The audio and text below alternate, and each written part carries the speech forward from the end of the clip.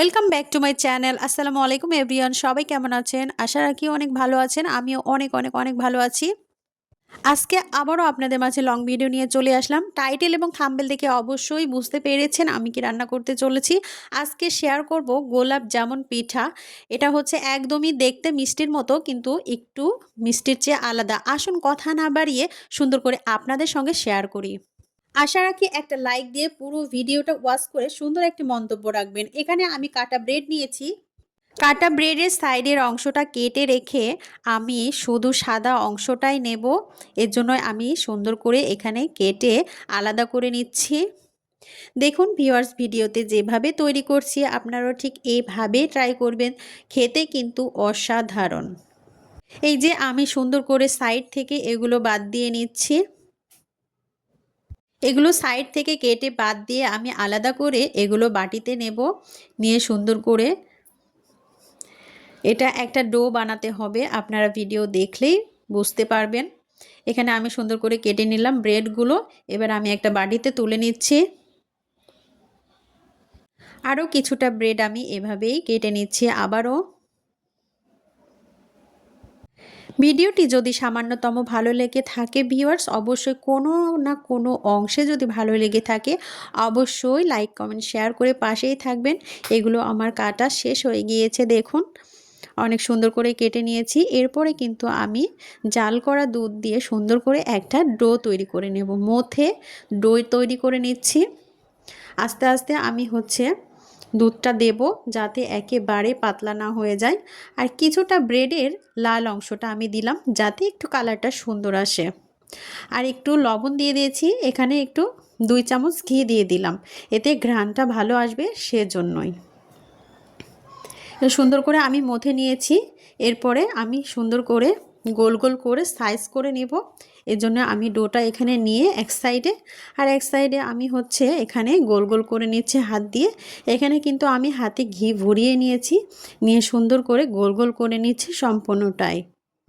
এই গোলাপ জামুন মিষ্টি পিঠাটি এতটাই দারুণ হয়েছিল আপনাদের বলে বোঝাতে পারবো না। একবার ট্রাই করলে অবশ্যই বুঝতে পারবেন যে কতটা মজা হয়। সম্পূর্ণটা ডো তৈরি করে গোল গোল করে মিষ্টিগুলো তৈরি করে নিয়ে আমি এগুলো সম্পূর্ণটাই তেলে ভেজে নেব। এর জন্য কড়াইয়ে তেল কিছুটা দিয়ে গরম করে এরপরে আমি সম্পূর্ণটাই এক এক করে সুন্দর করে ছেড়ে দেব। দিয়ে সুন্দর করে এটা লাল লাল করে ভেজে নিচ্ছি। দেখুন ভিউয়ার্স, ভিডিওতে যেভাবে তৈরি করছি ঠিক আপনারাও এইভাবে ট্রাই করবেন, খেতে কিন্তু খুবই ভালো লাগে। চুলার আঁচটা মিডিয়ামে রেখে সুন্দর করে আলতো করে ভেজে নিতে হবে। একদম বেশি নাড়াচাড়া করা যাবে না, কিন্তু নাড়াচাড়া না করলেও কিন্তু পুড়ে যাবে।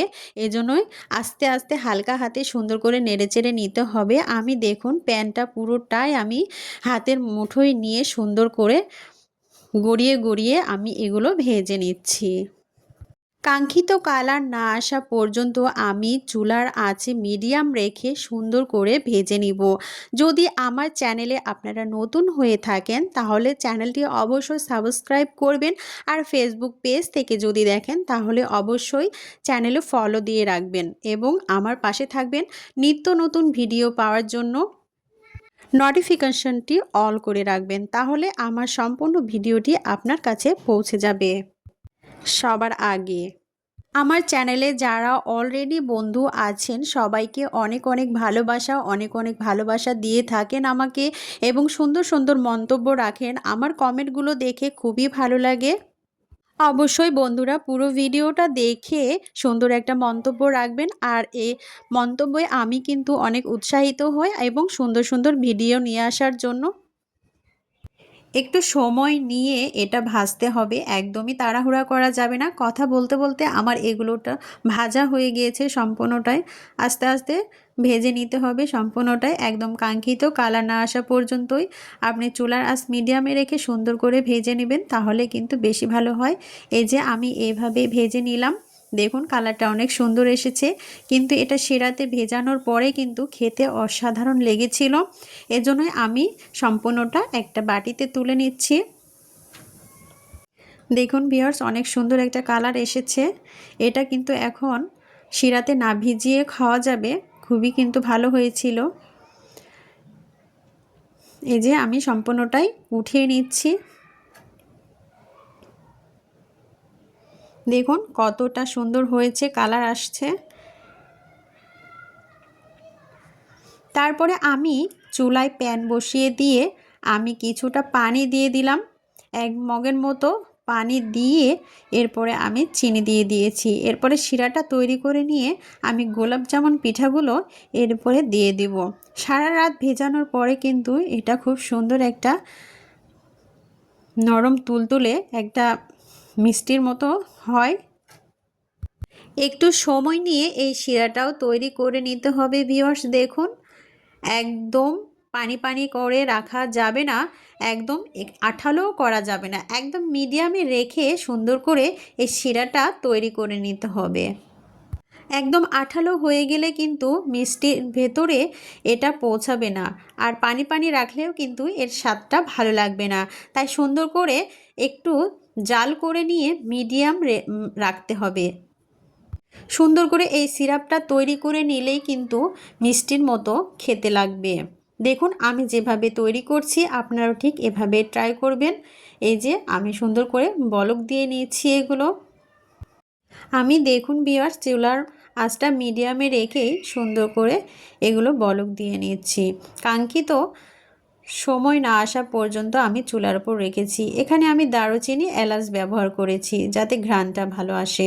এ তো আমার এগুলো তৈরি হয়ে গিয়েছে। আমি এখন গরম গরম এটাতে এগুলো ঢেলে দিলাম।